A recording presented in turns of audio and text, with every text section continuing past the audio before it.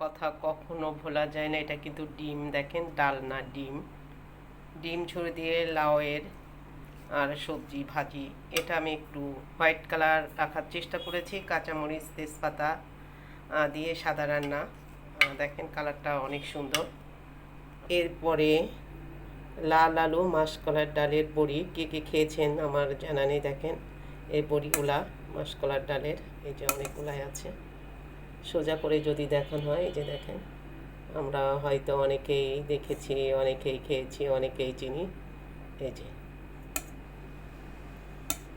এই যে বিশাল আকারের মাসকলার ডালের বড়ি, মাসকলার ডালের আলু, মাসকলার ডালের বড়ি লাল আলু আর ডাঁটা দিয়ে একটু ভুনা ভুনা করা, পুঁই শাক দিয়ে আলু ভাজা,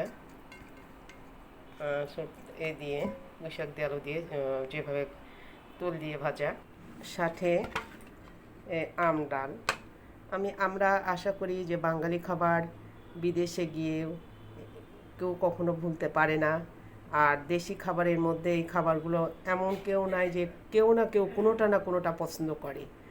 তো বিদেশে গিয়ে আমরা বিদেশি খাবার খেয়ে কতদিন বা বাঁচতে পারবো। আর দেশে থেকেও বিদেশি খাবার খেয়ে কিন্তু চাইনিজ খাবার আপনি কতবার খেতে পারেন, কিন্তু দেশি খাবারের কথা স্বাদ বিদেশে গিয়েও মানুষ ভুলে না।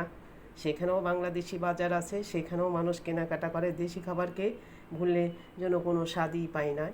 তাই দেশি খাবারকে সামনে রেখে শরীর ঠিক রাখুন, মুখে রুচি আনবে এবং ভালো লাগবে।